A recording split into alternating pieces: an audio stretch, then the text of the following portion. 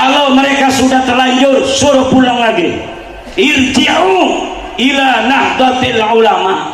Irji'u ila nahdlatil ulama. Kita ber-NU bukan melihat siapa pimpinan kita. Kita ber-NU karena ajarannya. Kita ber-NU karena amalannya. Kita ber-NU karena prinsipnya. Kita ber-NU karena nilai-nilainya. Pengurus itu bisa berganti-ganti, tetapi ajaran, nilai, semangat, ruh, keberkahan Nahdlatul Ulama tidak akan berpindah dari Nahdlatul Ulama kepada yang selain Nahdlatul Ulama.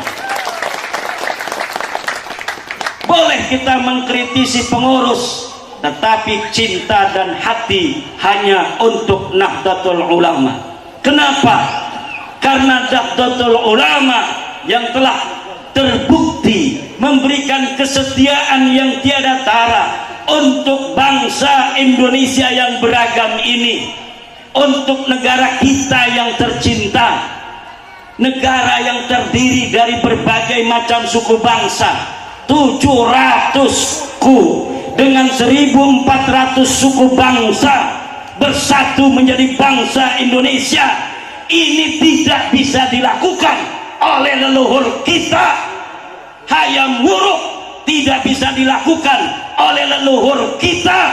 Prabu Siliwangi tidak bisa dilakukan oleh leluhur kita, para wali songo, tapi bisa dilakukan oleh kiai-kiai Nahdlatul Ulama, pewaris-pewaris wali songo, pewaris Prabu Siliwangi, pewaris daripada Hayam Wuruk. Dan ini adalah ni'matun jazilatun yajibu alaina an nashkuraha.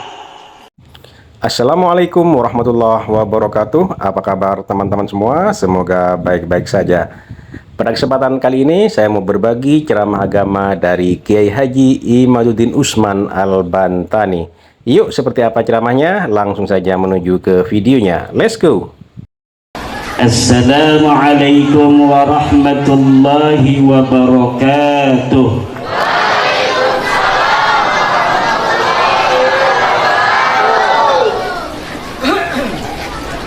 Alhamdulillah, alhamdulillahil malikil hakim, al-jawadil karimil azizir rahim. والطريق إليه واضح للقاصدين والدليل عليه لائق للناظرين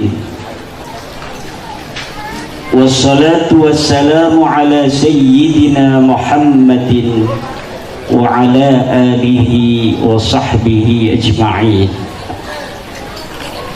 يا حي يا قيوم يا حنان يا منان يا ديان يا سلطان يا ذا الجلال والإكرام. اللهم اغفر لشيخنا ومولانا ماما Cijantu وارحمه وعافه واعف عنه آمين يا الله يا رب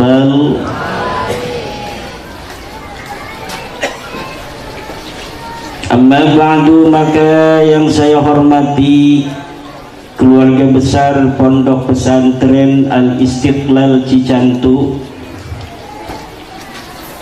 Mama Izzuddin dan Ibu Nyai almarhum, serta seluruh sivitas akademika Pondok Pesantren Al-Istiqlal Cijantu. Semoga Allah senantiasa memberikan keberkahan pada pondok pesantren ini ila yaumil qiyamah. Yakhruju minhu ulama'u salihin, amin. Yakhruju minhu ulama'u salihun, amin.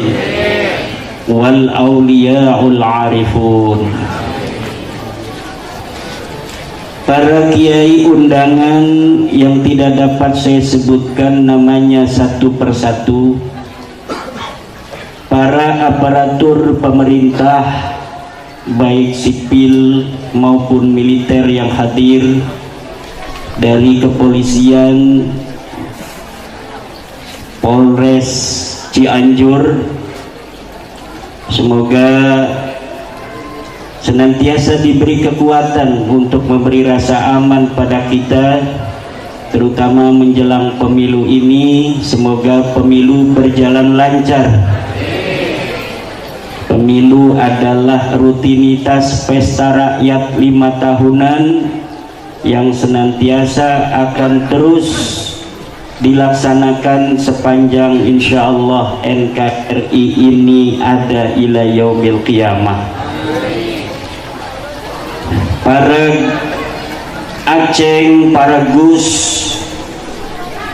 para kiai, para ibu nyai, para bapak, para ibu, hadirin ma'asyiral muslimin rahimakumullah. Walaupun baru pertama kali saya datang ke pondok pesantren Al-Istiqlal Cicantu ini, tapi suasana membawa saya seperti saya ini datang bukan pertama kali. Ada suasana kebatinan yang indah ketika saya masuk ke lingkungan pondok pesantren Cicantu ini. Saya bertanya di dalam hati, ikatan-ikatan apa kira-kira yang membuat suasana hati saya begitu nyaman ketika memasuki pondok pesantren Al-Istiqlal Cicantu ini. Ternyata saya tanya sama salah satu putra almarhum, bahwa almarhum salah satu gurunya adalah Mama Kresek di Garut. Berarti memang ada ikatan persaudaraan keilmuan. Guru dari guru, bahkan guru saya itu banyak yang mondok di Kresek Garut. Saya punya guru Kiai Sanwani mondok kepada Mama Gentur. Mama Gentur juga lulusan Kresek. Saya belajar ilmu ke Buya Bustomi. Buya Bustomi juga pernah mondok di Mama Kresek. Nanti Mama Kresek ke Mama Ciwedus, Mama Ciwedus ke Syekh Khalil Bangkalan, Syekh Khalil Bangkalan ke Syekh Nawawi Tanara Al-Bantani. Guru saya juga ada yang bernama Syekhina Syekh Mufti bin Asnawi dari Cakung. Beliau mondok pada Syekh Marsad di Tirtayasa di Pontang. Syekh Marsad juga mondok di Mama Gentur, Mama Syatibi. Mama Syatibi nanti ke Mama Kresek juga.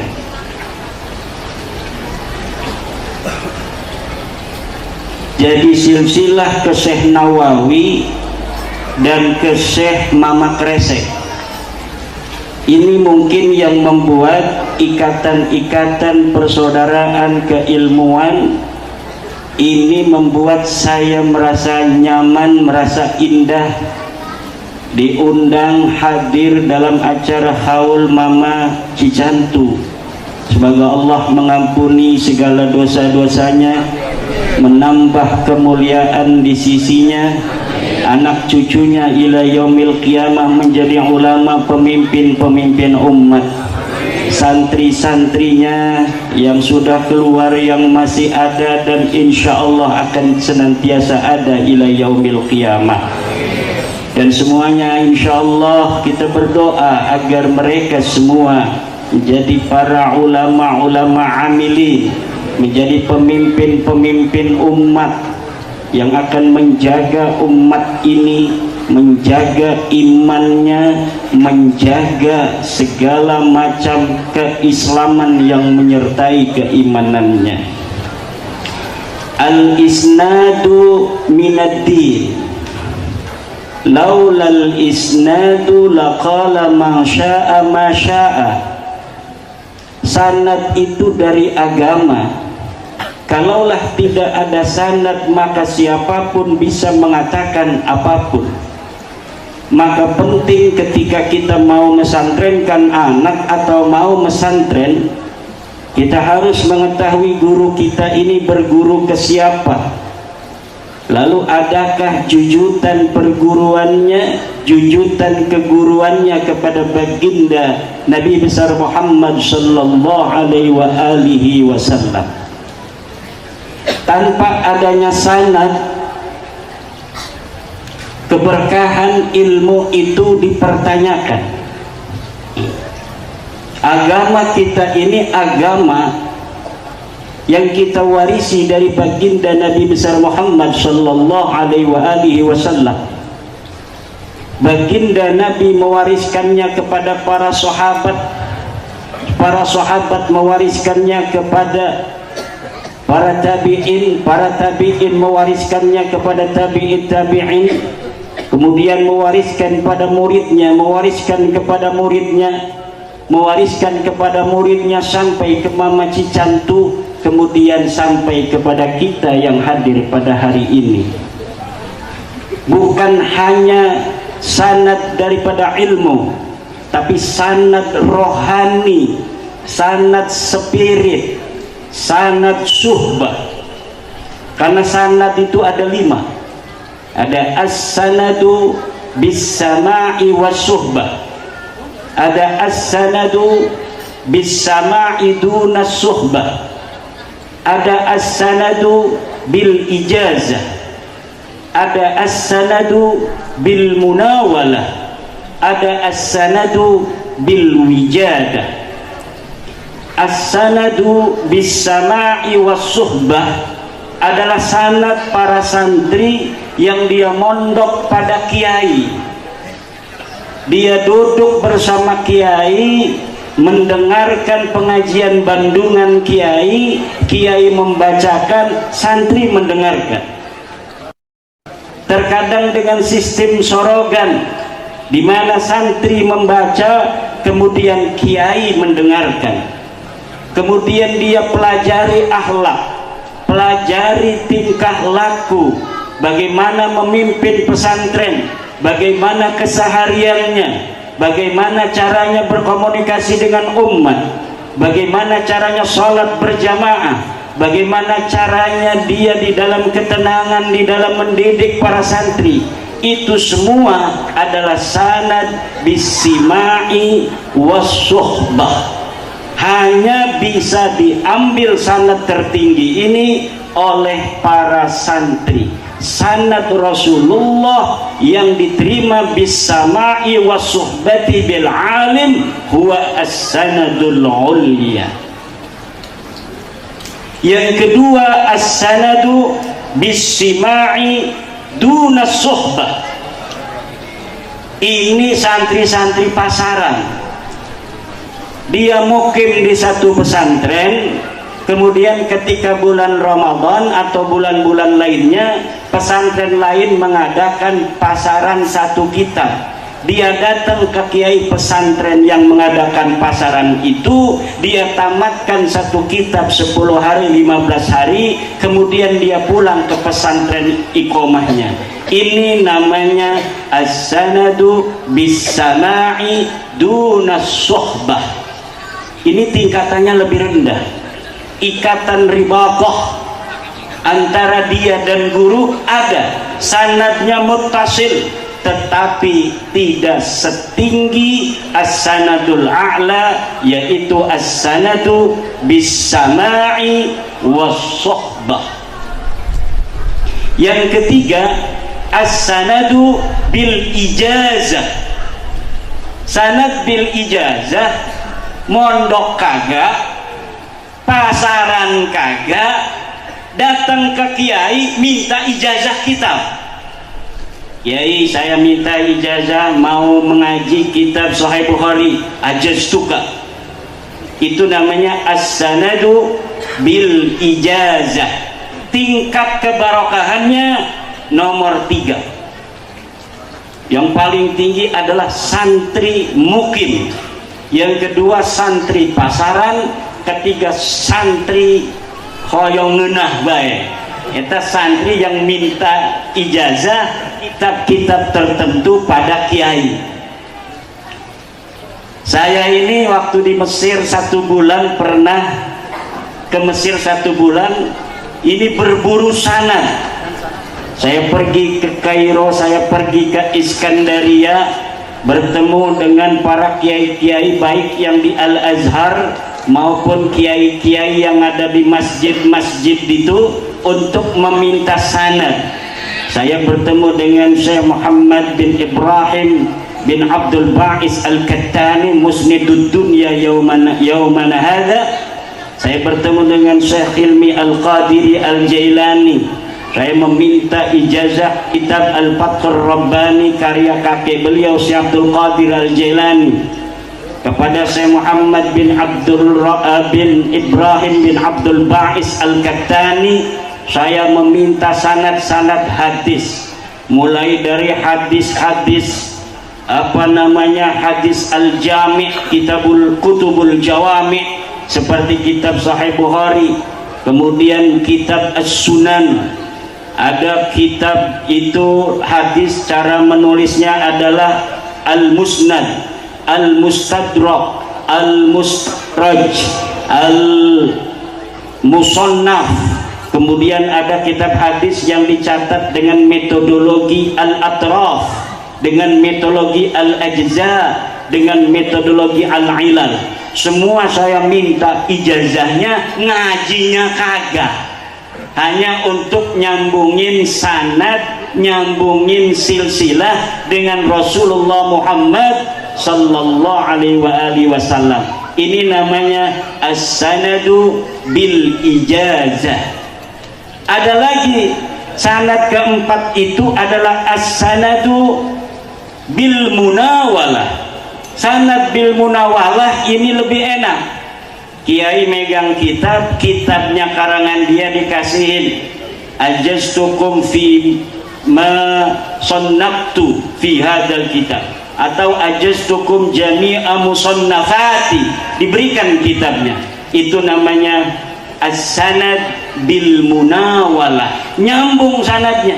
Walau hanya kiai ngasihin kitab ke dia, dia tidak ngaji bismillah acan, tetapi sanadnya nyambung, tetapi kekuatannya ini nomor 4. Yang pertama adalah as-sama' was suhbah, yang kedua adalah as-sama' duna suhbah, yang ketiga adalah bil ijazah, yang keempat adalah bil munawalah.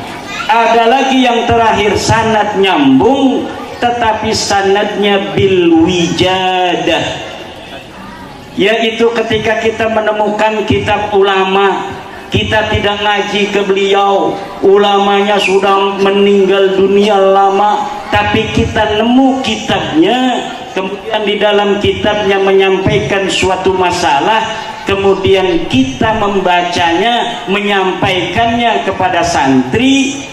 Itu namanya as-sanad bil wijadah. Wa yajibu fi as-sanad bil wijadah qaulu ra'aitu fi kitabi. Kalau dia khutbah di dalam kitab Al-Bukhari, Imam Bukhari mengatakan, itu harus ada kalimat di dalam kitab Al-Bukhari, Imam Bukhari mengatakan. Tidak boleh langsung Imam Bukhari mengatakan. Seakan-akan kalau mengatakan Imam Bukhari mengatakannya langsung kepada dia bis-sama'i was-suhbah atau bis-sama'i duna suhbah. Atau kalimatnya ra'aitu fi khattil Bukhari, ra'aitu fi kitabil Bukhari, ra'aitu fi kitabi Muslim, ra'aitu fi kitab Ibni Majah, ra'aitu fi kitab Ibni Abi Daud dan sebagainya. Itu namanya as-sanad bil wijadah. Boleh meriwayatkan dengan menyebutkan di dalam kitab apa. Itu namanya metodologi cara mengutip. Tentu keberkahannya tidak seperti orang yang mengaji Bukhari kepada guru sampai tamat. itu bisa mengatakan haddatsani syaikhi Kiai Izzuddin, qala haddatsani syaikhi Kiai Jalaluddin Al-Mahalli, qala haddatsani syaikhi Mama Kresek, qala haddatsani syaikhi Mama Ciwedus, qala haddatsani syaikhi Mama Khalil Bangkala, qala haddatsani syaikhi Syekh Nawawi Banten, qala haddatsani syekhi, terus sampai muridnya Imam Bukhari yang dia mendapatkan hadis Bukhari bukan karena dia membeli kitabnya, tapi langsung mendengarkan dari Imam Al-Bukhari. Itu yang lebih hebat. Laulal isnad laqala ma syaa ma syaa. Kalaulah tidak ada sanad kita berguru, maka siapapun bisa mengatakan apapun. Maka tadi saya mengatakan salah satu guru daripada Mama Cicantu agar kita mengetahui dari mana. Dan para ulama yang ada hari ini, dari mulai Banten, Jawa Barat, Jawa Tengah, DIY, Jawa Timur, Aceh, Palembang, Padang, Lampung, dan seluruh Indonesia, semuanya mempunyai sanad silsilah kepada Rasulullah Muhammad sallallahu alaihi wasallam, kebanyakan melalui Syekh Nawawi Tanara Al-Bantani. Syekh Nawawi nanti ada silsilah kepada Syekh Arsad Al-Banjari di Kalimantan. Di dalam thariqah nanti ada silsilah daripada Syekh Abdul Karim At-Tanara, juga ada dari Syekh Tolhah Kalisapu Cirebon. Tidak akan jauh dari sanad-sanad silsilah yang kita ketahui hari ini daripada ulama-ulama kita yang tabakur dalam keilmuan. Ada yang tidak melalui Syekh Nawawi, yaitu langsung kepada Syekh Hasbullah pengarang kitab Riyadul Badi'ah. Itu seperti dari Kiai Hasan Mustafa Bandung, nanti langsung kepada Syekh Hasbullah pengarang kitab Riyadul Badi'ah, langsung ke orang-orang Arab, ke ulama-ulama yang ada di Timur Tengah. Untung saya masih punya sanad Al-Ali dari ulama-ulama Mekah tahun 50-an. Saya punya guru Syekh Asuri bin Tahir, yang dia murid Syekh Tahir Pelamunan, tapi tidak hanya di Pelamunan, dia langsung pergi ke Mekah. Dia belajar kepada Sayyid Alwi Al-Maliki, belajar kepada Syekh Hasan Al-Masyat, musnid pada saat itu di kota Mekah. Dia juga belajar kepada Syekh Abdul Qadir Al-Mandaili, seorang ulama Mekah asal Mandailing Natal dari Sumatera Utara. Itu sanad-sanad Ali. Kalau sanad yang dari Indonesia ke Syekh Nawawi ini bertingkat-tingkat antara as-sanadul a'la dengan as-sanadul adna. Sanad lebih sedikit itu lebih kuat. Kalau saya Syekh Nawawi dari jalur Mama Kresek tadi sudah 6 orang. Mama Cicantu, Mama Kresek aja ada 2. Mama Kresek, Mama Ocot ya. Kemudian ke Mama siapa bapaknya itu, Montopri. Kemudian ke Ciwedus, kemudian ke Syekh Khalil baru ke Syekh Nawawi Tanara Al-Bantani. Nah, kalau di Banten masih ada as-sanadul ali, sanad yang sangat sedikit kepada Syekh Nawawi At-Tana Al-Bantani. Seperti saya mengambil ilmu dari Syekh Sanwani Tirtayasa kepada Syekh Cengkudu Mama Sidik, langsung kepada Syekh Nawawi At-Tanara Al-Bantani. 3, karena umurnya panjang-panjang. Inilah tradisi berguru di pondok pesantren Indonesia yang semuanya mempunyai jalur yang jelas. Pesantren-pesantren terutama di bawah Nahdlatul Ulama memiliki sanad keilmuan yang jelas.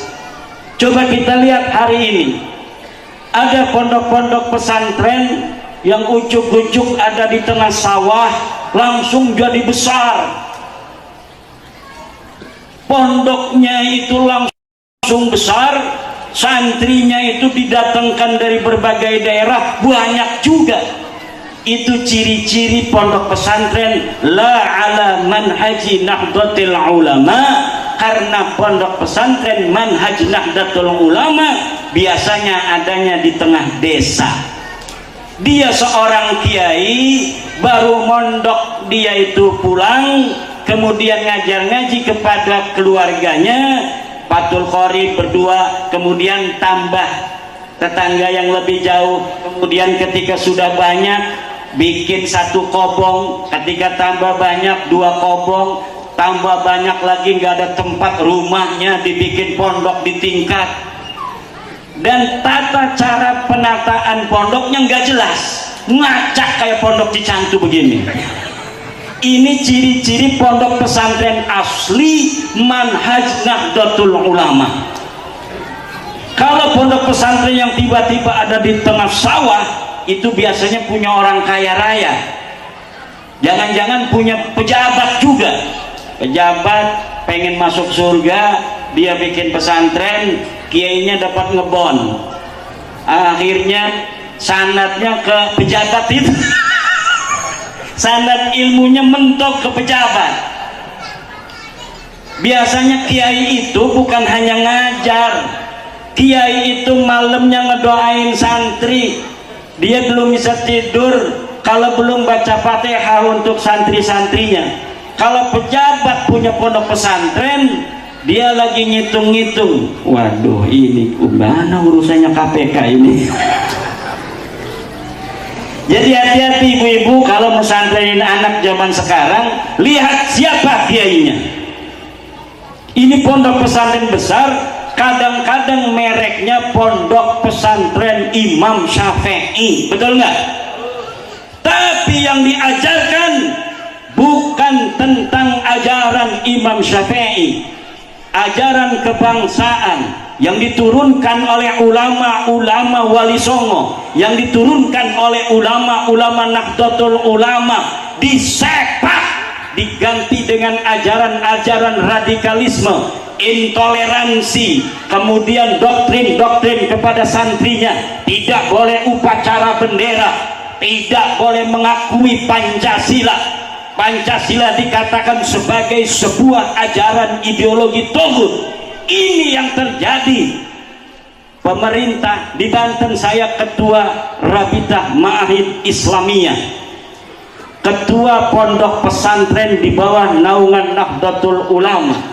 Ada terindikasi satu pondok pesantren HTI dan satu pondok pesantren radikal. Saya laporkan kepada Kepala Kemenang wilayah Provinsi Banten, tolong ini diawasi, kalau bisa ini dicabut izinnya.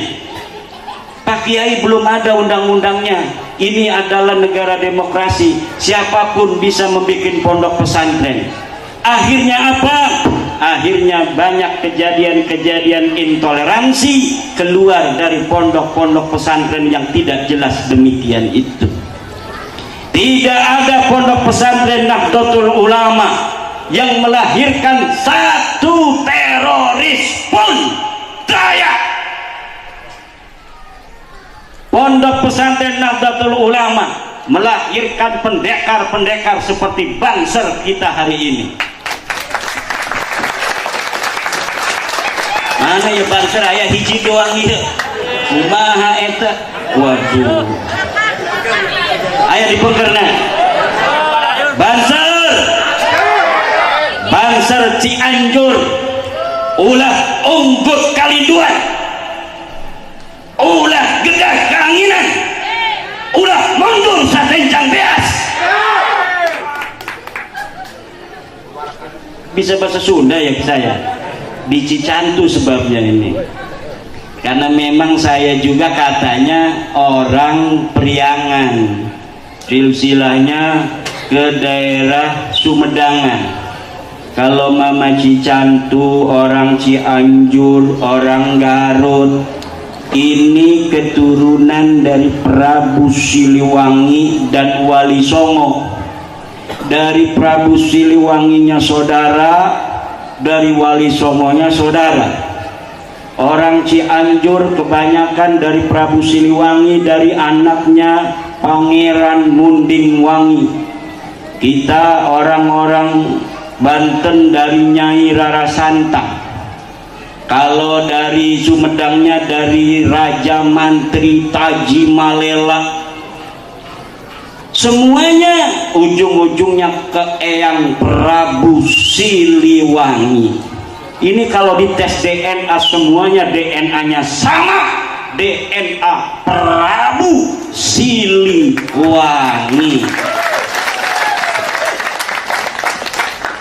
DNA pejuang gagah perkosa. Walaupun gagah perkasa Prabu Siliwangi, kalau mendengar perempuan ngaji hatinya tunduk. Dia lagi jalan-jalan ke Kerawang, ada seorang santri lagi ngaji Quran.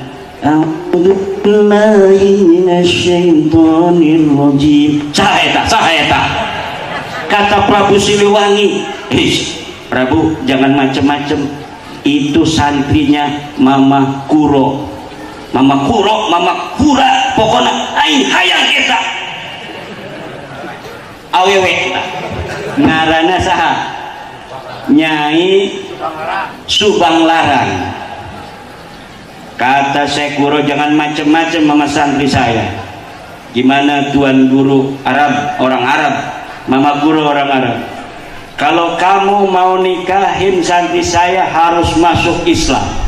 Siap, langsung masuk Islam karena dia tukang kawin. Kenapa orang Jawa Barat, Banten semua cucu Prabu Siliwangi istrinya 200 cantik semua? Allah. Maka kita sebagai cucu Prabu Siliwangi selain harus meneruskan perjuangannya, kita juga harus mencontohnya. Siap. Contoh naon? Setuju Bu? Setuju? Ayat di Al-Qur'an Fankihu ma tawaba lakum masna wa sulasa wa ruba. Percaya ke Quran? Berarti tenang-naonnya? Berarti kita percaya ke Quran asup neraka sia. Perempuan itu bapak-bapak, walaupun di Al-Qur'annya ada masalah itu nggak mau percaya, dan Allah tidak akan marah kepada perempuan yang tidak mau dicandong. Hidup perempuan.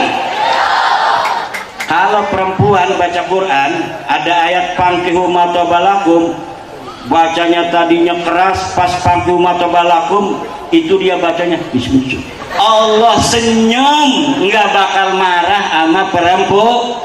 Kenapa? Allah yang menciptakan perempuan dan Allah tahu sifatnya perempuan.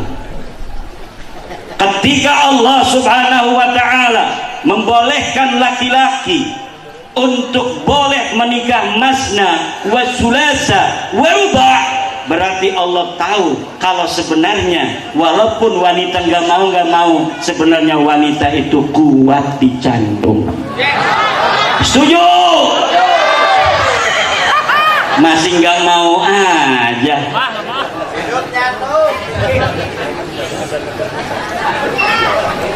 Bapak Ibu hadirin ma'asyiral muslimin rahimakumullah.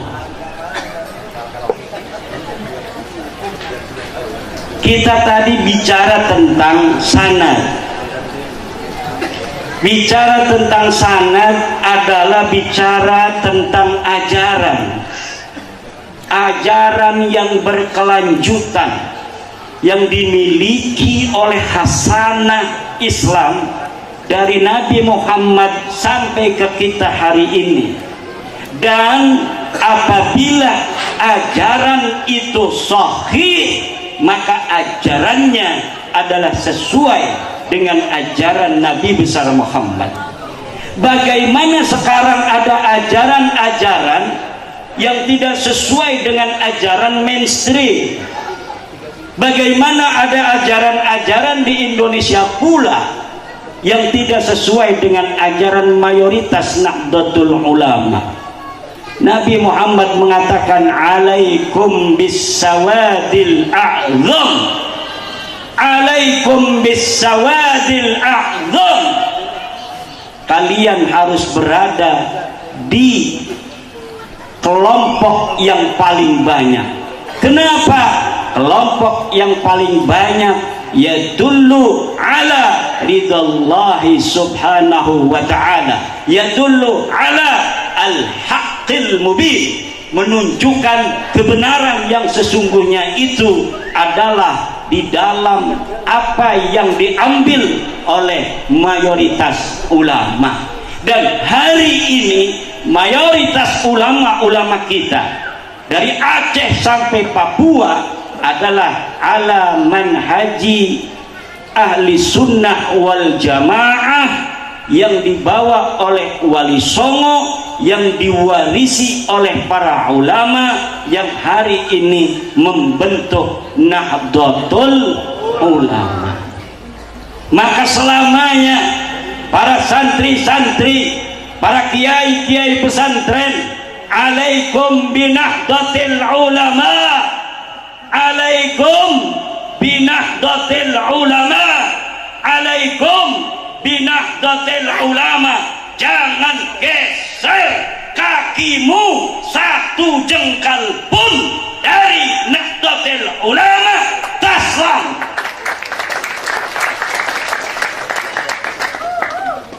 Anak-anak kita awas, kalau anak-anak kita kuliah, sudah selesai dari aliyah, dia ingin kuliah di IPB, dia ingin kuliah di ITB, tanyakan apa organisasi yang diikutinya di perguruan tinggi.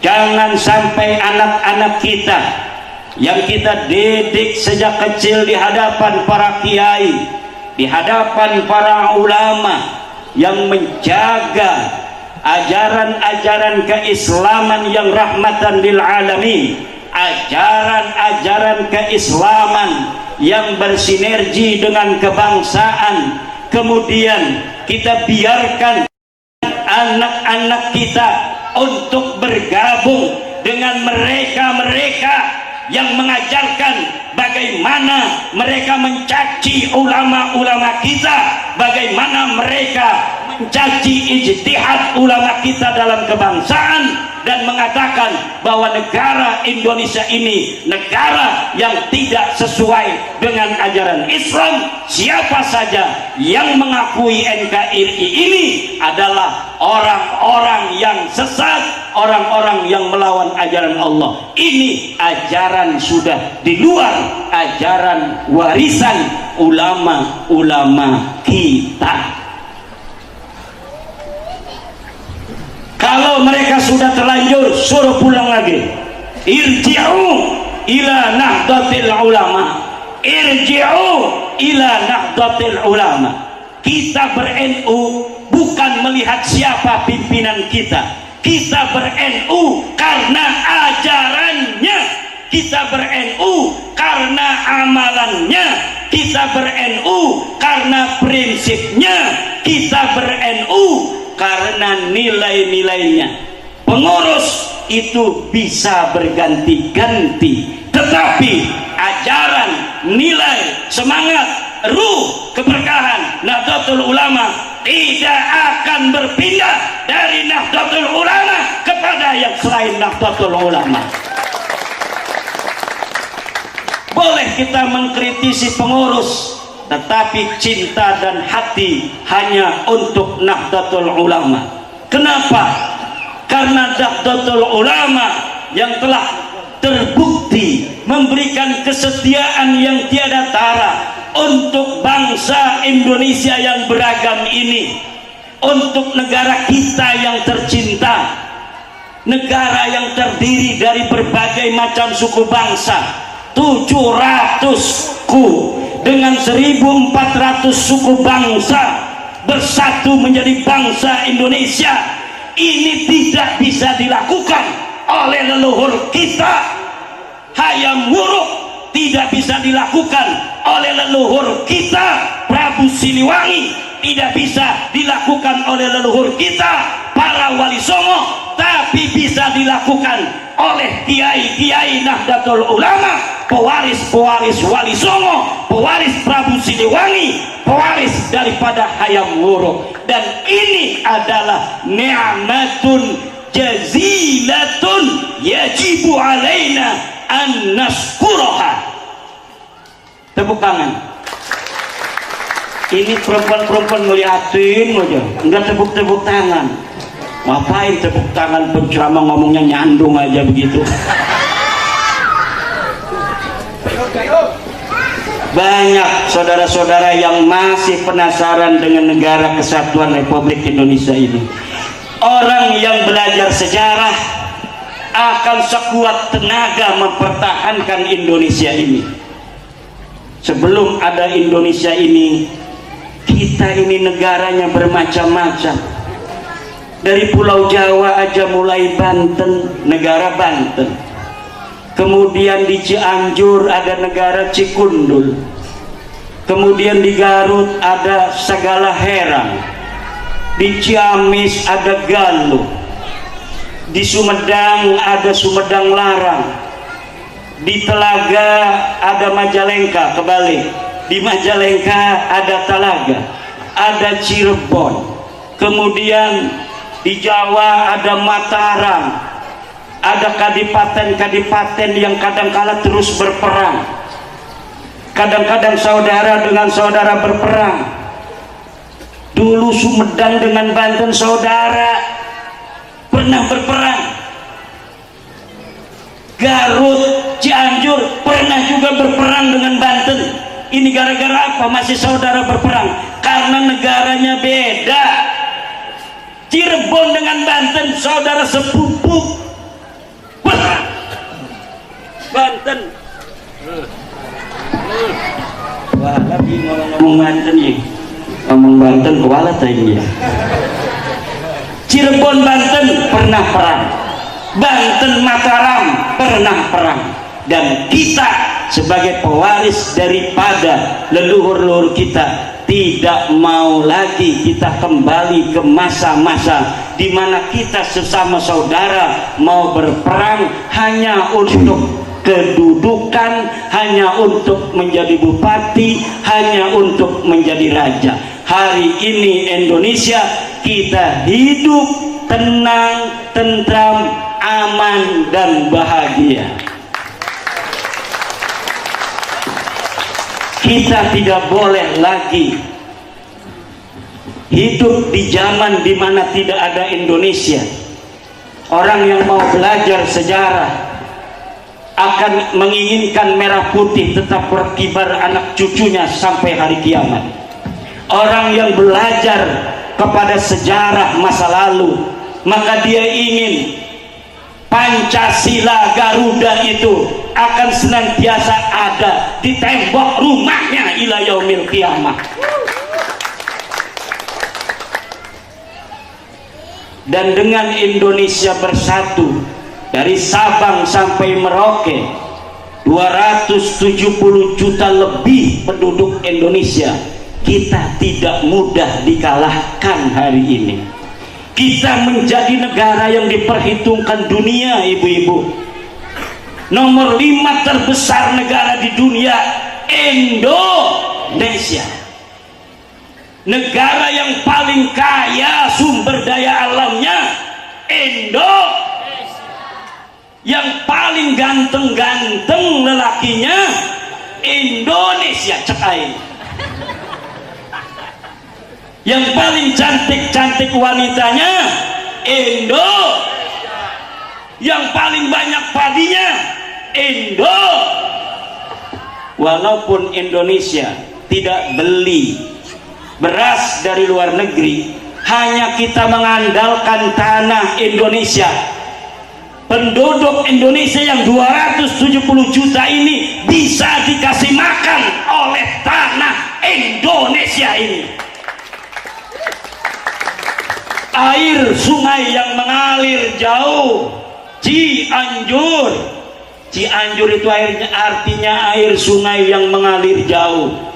Ci itu air sungai, Anjur itu tebih jauh. Cianjur artinya air sungai yang mengalir jauh akan dapat untuk menutupi rasa dahaga putra putri Cianjur. Indonesia tanahnya akan dapat memberi kenyang seluruh putra putri Indonesia. Airnya akan mampu untuk menutup dahaga seluruh putra putri Indonesia tanpa bantuan asing. Bahkan kita kalau betul-betul mengelolanya, kita akan bisa membantu negara-negara kelaparan. Hari ini negara di dunia masih banyak yang kelaparan. Di Afrika banyak sekarang yang kelaparan. Di Yaman kelaparan, kurang makan. Tapi Indonesia tanahnya, jangankan pohon, tongkat dia ditanam, dia akan bisa menjadi pepohonan. Allahu Akbar. Nikmat besar Indonesia ini jangan sampai hilang. Makanya kiai-kiai NU kekeh luar biasa. Dari zaman Soeharto tidak direken Nahdlatul Ulama, tapi siapa pertama kali yang menerima Pancasila sebagai ajas tunggal di bumi Indonesia? Nahdlatul Ulama. Padahal waktu zaman Soeharto NU didolimi, keran-keran ekonomi disumpal oleh Orde Baru, tetapi semua itu tidak mengeringkan kesetiaan Nahdlatul Ulama terhadap tanah air Indonesia ini.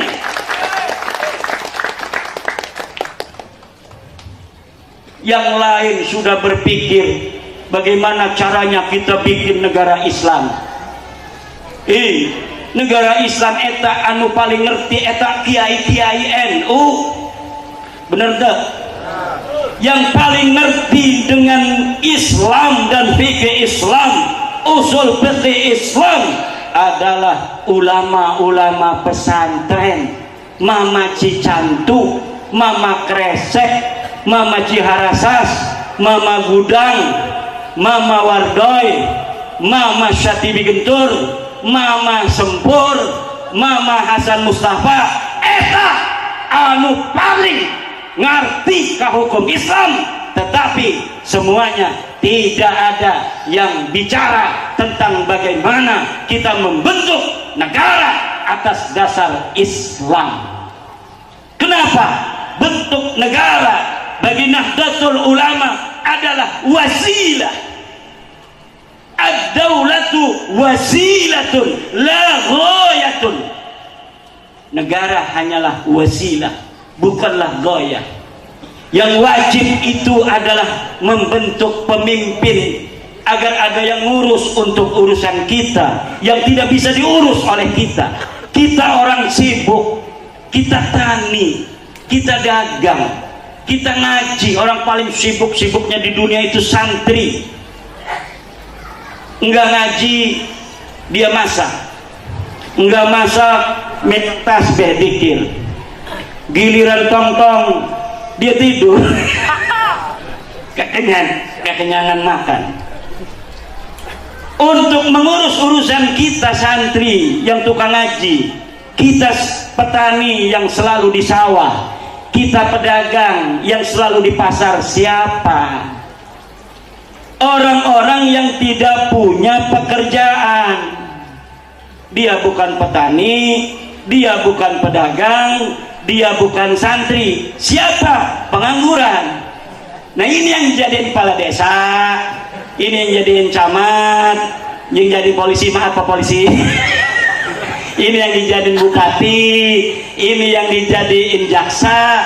Dia yang tidak dagang, dia yang tidak tani, dia yang tidak nyantri. Inilah yang diwajibkan oleh agama, membentuk kepemimpinan. Adapun bentuknya bagaimana, itu diserahkan kepada manusia yang ada di setiap zaman sesuai dengan kemaslahatan zamannya masing-masing. Hadihi hiya ad-daulah inda nahdlatil ulama. Jadi Nahdlatul Ulama sesuai dengan pandangan daripada Ahlus Sunnah wal Jamaah, memandang negara wajib dibentuk negara, dan wajib ketika sudah ada negara untuk membelanya. Dan apabila negara mendapatkan tantangan dari musuh-musuh, wajib ala jami'i abna'i Indonesia ayadfa'u an Indonesia bi anfusihim wa bi amwalihim. Kalau negara ini sudah maujud, maka nusratul maujud ini hukumnya wajib. Ketika negara ini sudah diijtihadi oleh leluhur-leluhur kita, para nasionalis dan para agamis, kemudian membentuk NKRI dengan Pancasila sebagai dasar, Undang-Undang Dasar 45, Bhinneka Tunggal Ika, bentuk negara kesatuan, maka wajib untuk kita semua bangsa Indonesia menjaga keutuhannya ila yaumil qiyamah. Harapan ila yaumil qiyamah. Nyatanya tidak ada negara di dunia yang bisa lebih dari 700 tahun. Yang paling lama itu adalah Daulah Utsmaniyah di Turki. Bani Umayyah kurang 100 tahun. Bani Abbasiyah paling 300 tahun. Negara Banten aja dari 1450-an itu 1808 selesai. 300 tahun. Dulu kita punya negara satu, adanya di ujung kulon, namanya Kerajaan Salakanegara. Salakanegara runtuh, hanya beberapa raja. Kemudian muncul di Karawang, namanya Kerajaan Tarumanagara. Tarumanagara beberapa ratus tahun hancur, jadilah Kerajaan Sunda. Hancur lagi, jadi Pajajaran, yaitu bersatunya Kerajaan Sunda dan Kerajaan Galuh. Pajajaran hancur lagi, jadi Kerajaan Banten, Sumedang, Cikundulan, bentuknya kadipaten dulu. Kemudian Cirebon, hancur lagi semuanya, jadi Indo. Dan yang paling nyaman kalau kita baca sejarah adalah Indonesia. Coba baca sejarah Banten, nisan dengan misah perang. Ketika Maulana Yusuf meninggal dunia, adiknya yang ada di Jepara datang bawa pasukan, pengen jadi raja, perang. Di Demak, ketika Raden Patah meninggal dunia, saudara dengan saudara perang, masing-masing pengen jadi raja, masing-masing kampanye nyari pendukung masing-masing. Akhirnya pendukung dengan pendukung perang. Aryo Penangsang, Joko Tingkir, semuanya meninggal dunia karena perang saudara. Kita kalau perang dengan orang asing tanpa diadu domba, maka orang asing tidak akan ada yang bisa menjajah tanah air kita. Tapi kenapa kita pernah dijajah? Saya baca sejarahnya, kita dijajah bukan karena kita lemah, bukan karena kita tidak punya kekuatan, tetapi karena kita bisa diadu domba. Jadi caranya para musuh-musuh kita di dalam mengalahkan kita, kita diadu domba dengan saudara yang punya kepentingan terhadap kita. Misalnya raja, di dalam sistem negara monarki kerajaan kita dulu, bahwa anak sulung akan jadi raja apabila ayahnya meninggal. Maka ini si Belanda megang adiknya, agar adiknya, kamu kalau tidak membunuh daripada kakakmu, selamanya kamu tidak akan jadi raja. Karena pakem kenegaraan di tanah air Nusantara ini hanya anak pertama yang akan jadi raja. Akhirnya tergembosi, kemudian dia membunuh kakak kandungnya sendiri untuk menjadi raja. Di Banten tahun 1654 Belanda perang dengan Sultan Tirtayasa, eta Belanda. 1680 perang, Belanda. Kata Belanda, gimana caranya supaya saya menang? Dia infiltrasi ke Kesultanan Banten, dia ojog-ojogin Sultan Haji agar dia memberontak pada ayahnya dengan agitasi, kalau engkau tidak sekarang mengangkat dirimu menjadi sultan, maka adikmu Purbaya akan diangkat menjadi sultan. Akhirnya lama-kelamaan Sultan Haji mau untuk mengikuti Belanda, kemudian dia perang melawan ayahnya. Kita dikalahkan hanya dengan adu domba. Kita tidak akan pernah bisa kalah kalau kita tetap bersatu. Maka jaga persatuan anak-anak bangsa Indonesia ini, jangan sampai dipecah belah oleh siapapun, oleh orang asing, baik orang asing yang ada di luar negeri maupun orang asing yang sudah menjelma menjadi bangsa kita sendiri, namun mempunyai perbedaan dari akhlak, dari tanda dia menghormati bangsa Indonesia. Maka kita tidak boleh untuk dijajah dalam fisik, di dalam kehormatan, di dalam nama besar daripada kita putra putri bangsa Indonesia keturunan Prabu Siliwangi harus yang menjadi raja terus di Jawa Barat ila yaumil qiyamah. Tepuk tangan. Makanya harus dites DNA ini, ada nggak DNA Prabu Siliwangi ini? Tes. Siap tes DNA. Udah, Prabu Siliwangi. Bagaimana cara menemukan DNA Prabu Siliwangi? Serahkan pada ahlinya. Prabu Siliwangi akan terdeteksi kemana kita akan bersatu, ketemu genetik di susunan silsilah kita yang keberapa. Kita kan sekarang punya susunan silsilah. Ke Prabu Siliwangi ada yang ke-43, ada yang ke-42 hari ini, ada yang ke-41. Nah, nanti itu bisa untuk dicari.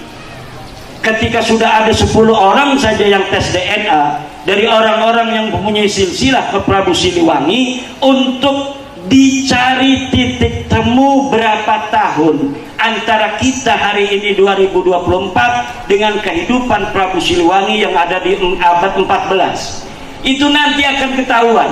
Ayah kita DNA-nya ini, ayah kakek kita ini, ayah buyut kita ini, jangga kita ini, apa terus sampai Prabu Siliwangi. Dan nanti akan ketahuan orang-orang yang nyusup terhadap silsilah Prabu Siliwangi. Ternyata DNA-nya beda dengan DNA Prabu Siliwangi. Prabu Siliwangi, oh ternyata DNA-nya dia G. Ngakunya Prabu Siliwangi, tapi seluruh orang Cianjur DNA-nya oh, dia DNA-nya G. Berarti dia adalah penyusup terhadap DNA Prabu Siliwangi. Ke depan orang itu tidak akan bisa lagi memalsukan nasab. Kenapa? Sekarang masih mahal 12 juta tes DNA. Tahun 2010 masih 1 miliar. Tes DNA satu orang tahun 2010 1 miliar. 2020 sudah nurun menjadi 15 jutaan, sekarang nurun lagi jadi 12,5 juta. Ke depan 3 tahun 5 tahun ke depan tes DNA paling 300.000. Di Cina hari ini, di Cina itu sudah 900 juta orang Cina dites DNA. Orang Cina jumlahnya 1 miliar lebih, itu 900 juta penduduk China sudah dites DNA. Jadi akan kelihatan ini anaknya anu, ini turunan anu, sampai kepada pendiri Cina pada zaman masa lalu. Dan kalau ada orang mencuri, rambutnya ketinggalan, akan langsung ketahuan rumahnya di mana, anak siapa, saudaranya berapa. Indonesia tahun-tahun depan juga akan menggunakan tes DNA bagi seluruh negara, seluruh warga Indonesia. Jadi orang yang anak angkat, kan di dalam Al-Quran tidak boleh anak angkat diebinkan ayah angkatnya. Itu ternyata sudah benar. Menurut biologi, kalau nanti ada anak angkat diebinkan ayah angkatnya, nanti geger, kok ini anaknya tetapi DNA-nya beda. Ini haplogrupnya O, ini haplogrupnya E, katanya dia anaknya, padahal dia anak dari Palestina. Dari Palestina perang diambil oleh bapaknya, supaya dia itu merasa punya ayah, dibinkan bin dia, dibikinkan akte segala macam kelahiran atas nama ayah angkatnya. Ternyata apa yang di dalam Al-Quran diatur, ud'uhum li'abaihim dalika, apa itu, aqsatu indallah, itu ternyata sesuai dengan ilmu modern. Apabila seorang anak angkat dibinkan kepada ayah angkatnya, maka 100-200 tahun lagi itu akan bikin orang menjadi bingung. Ini katanya binnya bin anu, ternyata kok larinya ke Palestina, bukan ke Prabu Siliwangi. Ini gimana urusannya? Ternyata setelah dicari kitab-kitab sejaman, ditemukan bahwa dia adalah anak angkat. Masa depan akan seperti itu. Tidak bisa lagi orang memalsukan nasab kepada yang diinginkannya. Akan terdeteksi kalau dia memalsukan nasab. Maka para pemalsu-pemalsu nasab hari ini bertaubatlah, daripada nanti akan ketahuan sendiri. Ini maksudnya apa tepuk tangan begini? Apa maksudnya ini?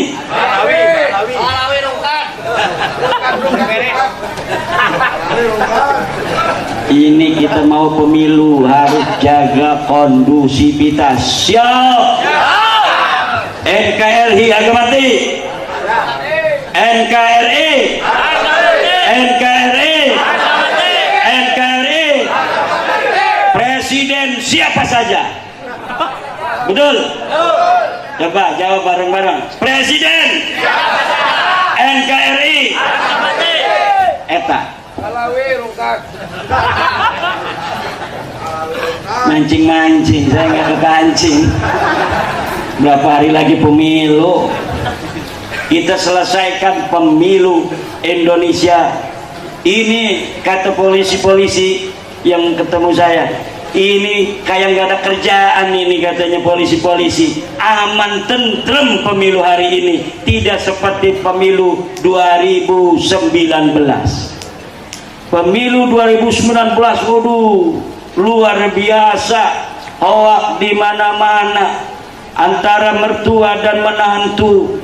Ini mengkafirkan. Saya punya guru saya itu adalah sanadnya dalam berilmu kepada Kiai Muhammad Amin. Kiai Muhammad Amin itu kiai yang menjadi rujukan di Banten. Dia ayah dari Kiai Ma'ruf Amin. Jadi dia mendukung Kiai Ma'ruf Amin karena silsilah keguruannya kepada ayahnya Kiai Ma'ruf Amin. Lebaran saya datang ke beliau. Waduh, katanya saya sedih. Sedih kenapa? Itu sebelum puasa adik saya itu menikahkan anaknya. Saya nggak diundang. Kenapa? Katanya saya pendukung PKI gitu. Mendukung capres, katanya mendukung PKI, padahal yang didukung Kiai Rais Nahdlatul Ulama, tetapi dengan hoak masyarakat banyak yang percaya. Betul apa tidak? Maka ini aktor-aktornya yang menyebarkan hoak, menuduh PKI dan lain sebagainya, hari ini melempem. Hari ini tidak ada nyebar PKI. Biasanya 30 September itu isu PKI luar biasa. Sekarang 30 September sepi, demo kagak ada. Orang ceramah yang menjelekkan Pak Jokowi nggak ada, yang menjelekkan para polisi nggak ada yang berani. Dulu disebutnya warung coklat, sekarang nggak ada yang berani ngomong polisi warung coklat. Sekarang coklat beneran. Alhamdulillah. Maka ini kondusivitas semacam ini harus kita jaga. Ini adalah ni'matun azimatun minallahi subhanahu wa ta'ala. Tetaplah setia dengan ajaran Mama Cicantu dan guru-gurunya, di mana bagaimana beliau mengajarkan agama tidak mesti bertentangan dengan negara. Inilah ajaran guru-guru kita, para wali songo. Mereka mendirikan negara Demak ketika itu. Kemudian siapa yang diangkat menjadi raja? Bukan Wali Songo menjadi raja, yang diangkat adalah anak dari Raja Majapahit Brawijaya V. Siapa? Raden Patah.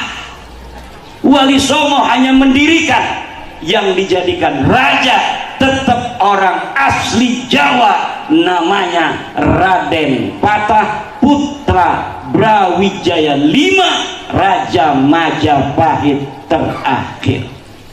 Setiap upaya-upaya dari orang-orang yang ingin merongrong negara Demak, Sunan Kudus kemudian dengan pasukannya menumpas. Ini fakta sejarah yang kita bisa baca, walaupun kadangkala harus teman sendiri yang dijatuhi hukuman, seperti Syekh Siti Jenar yang kedapatan sebagai guru daripada salah seorang yang ingin memberontak terhadap Demak, akhirnya harus diputuskan oleh Sunan Gunung Jati yang dieksekusi oleh Sunan Kudus karena membahayakan negara. Padahal Syekh Siti Jenar seorang waliullah, tetapi dia kedapatan mendukung muridnya untuk merongrong pemerintahan Demak. Inilah daripada yang dilakukan oleh para wali songo, bagaimana menjaga negara yang maujud adalah sebuah kewajiban untuk ketentraman. Sekarang ini kita ber-Indonesia, betul tidak? Belum. Kita ber-Indonesia, yang pergi ke sawah ngerasa aman gak bawa pacul? Aman. Saya dari Banten ke sini aman, walaupun banyak orang-orang penakut mengancam-ngancam, aman. Kenapa? Setiap pelosok ada polisi, ada tentara di mana-mana. Kenapa kita harus takut di bangsa Indonesia sendiri, di negara kita sendiri? Orang mau dagang ke Tenabang, jam 2 malam pergi Tenabang, aman, merasa tentram. Kenapa? ada negara yang melindungi kita. Polisi itu banyak yang nggak tidur malam, main gaplek. Ya main gaplek nungguin laporan daripada ngantuk. Betul tidak? Kadang-kadang kita mah tidak ngurusin urusan orang, dijadwal untuk ronda nggak pernah ikut ronda. Betul tidak? Kalau kita hanya mengandalkan diri kita, tidak ada negara, maka kita capai ronda hukumnya wajib, ribet itu. Tapi ketika ada negara, kita bisa tidur nyenyak, polisi yang jagain kita. Kalau ada apa-apa ancaman dari luar, TNI datang membela kita dengan senapannya. Siapa nanti kalau perang yang mati duluan? Tentara. Kita walaupun kabur nggak jelek, tidak desersi. Kenapa? Rakyat. Tapi tentara tidak boleh mundur. Kalau ada musuh, tentara mau mati mau hidup, yang penting negara Indonesia aman, tentram, dapat dijaga. Kalau Banser gimana? Sama dengan tentara, dia akan maju ke depan. Betul tidak? Jangan takut. Kalau perang mah nanti dikasih pistol juga. Kalau sekarang kan paling pentungan. Tapi Banser itu sudah hebat. Saya waktu di Bekasi itu ada orang 20 orang yang takbir-takbiran itu Banser banyak begitu, nggak ada yang mukul itu para sangseong itu. Jadi dia itu sudah terlatih seperti polisi ketika mengamankan demo. Jadi hanya begini aja ngejagain kiai. Dia mau ngomong apa biarin, kecuali dia mukul kiai baru dipukul oleh Banser. Selama dia hanya teriak-teriak, Banser diam aja. Itu kata saya berarti Banser ini sudah terlatih. Kalau dia terpancing, itu yang demo saya itu hanya beberapa orang, Banser ada 40 orang, itu bisa habis sama Banser. Apalagi saya pernah ikut latihan di Klatsar Banser. Bagaimana susahnya itu, kita harus push up berpuluh-puluh kali. Tentunya hebat badan ketahanannya, tetapi Banser sudah terlatih, tidak terpancing, karena Banser itu tugasnya hanya mengamankan para kiai, para ulama. Makanya ibu-ibu yang punya anak cantik, tolong kawinkan dengan Banser. Siap? Kalau nggak Banser, dengan gurunya Banser, yaitu para kiai. Mau punya menantu kiai? Siap? Kalau kiai mah ya begini, yang udah tua-tua. Siap? Masih ada 2 orang yang siap. Alhamdulillah. Ibu bapak hadirin ma'asyiral muslimin rahimakumullah, mudah-mudahan haul Mama Cicantu malam hari ini, silaturahmi saya kepada Mama Cicantu al-maghfurlah dan para keluarga besar membawa hikmah. Kita eratkan kembali silaturahmi para alumni Pondok Pesantren Al-Istiqlal. Walaupun Mama Cicantu sudah tidak ada, keluarganya masih ada. Kalau mau ziarah, jangan hanya ziarah ke mama, tapi juga ke ibu nyai, ke anak-anak yang lainnya. Inilah sebagai murid sima wa suhbah. Ajaran-ajaran Mama Cicantu yang mencintai Nahdlatul Ulama, sampai pondoknya pun dicatnya hijau semua. Ini jangan sampai geser sedikit pun juga. Kenapa Nahdlatul Ulama didoakan dan didirikan oleh kekasih Allah? Dia yang bukan hanya membaca dohirnya ayat-ayat suci dan hadis-hadis serta kitab-kitab kuning, tetapi juga menginsafi daripada makna-makna batinnya. Maka kita tidak salah mempunyai guru adalah kiai-kiai Nahdlatul Ulama, kiai-kiai yang mempunyai ilmu agama, yang mempunyai silsilah yang terselip sampai kepada baginda Nabi besar Muhammad sallallahu alaihi wasallam, di saat yang sama begitu mencintai keindonesiaan, kebangsaan. Kita negara Indonesia adalah negara yang beragam bangsa dan sukunya. Agama ada 6, suku, bangsa, bahasa. Orang Banten ngomong Sunda, orang Cianjur ngomong Sunda, tapi logat Sundanya berbeda. Orang Baduy bahasa Sunda, tapi Sundanya berbeda. Orang Cirebon bahasa Jawa, orang Banten di Tenara di kampung saya Kresek ngomong Jawa, tapi Jawanya berbeda. Inilah bukti keragaman Indonesia yang disatukan oleh cita-cita bersama platform, yaitu Negara Kesatuan Republik Indonesia dengan lambang burung Garuda, dasar negara Pancasila. Kita harus pertahankan negara ini selama-lamanya.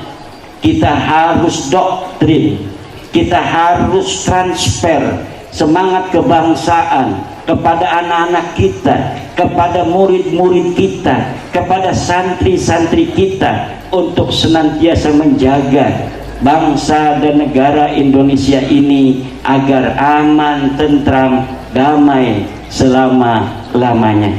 Semoga Allah curahkan ampunan kasih sayang kepada Mama Cicantu dan kepada kita semua, dan kepada seluruh keluarga besar dari Pondok Pesantren Cicantu Al Istiqlal, dan mudah-mudahan Allah Subhanahu wa Ta'ala memberikan keberkahan. Pada malam hari ini kita datang mendoakan beliau dengan rasa cinta yang tiada tara.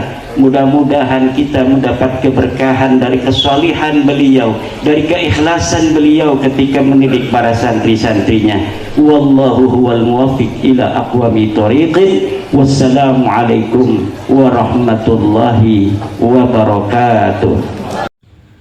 Oke, terima kasih buat teman-teman semua sudah menonton video ini mulai awal sampai akhir, yang mana ceramah Kiai Haji Imaduddin Usman Al-Bantani luar biasa ya, membahas tentang masalah sejarah Wali Songo. Dan pesan dari Kiai Haji Imaduddin Usman Al-Bantani, apabila anaknya ditaruh di pondok pesantren, lihat dulu apa organisasinya. Takutnya menurut Kiai Haji Imaduddin itu organisasi yang salah ya, seperti doktrin-doktrin kekerasan atau doktrin-doktrin tidak boleh melakukan upacara bendera dan sebagainya. Jadi ini pesan dari Kiai Haji Imaduddin Usman Al-Bantani buat para pengikut-pengikutnya atau umat seluruh Indonesia, agar anaknya ditaruh di pesantren yang benar, jangan sampai salah memilih pesantren gitu ya teman-teman. Oke, terima kasih buat semuanya, semoga video ini bermanfaat dan sampai jumpa di video selanjutnya. Wassalamualaikum warahmatullahi wabarakatuh. Sukses selalu buat kita semua.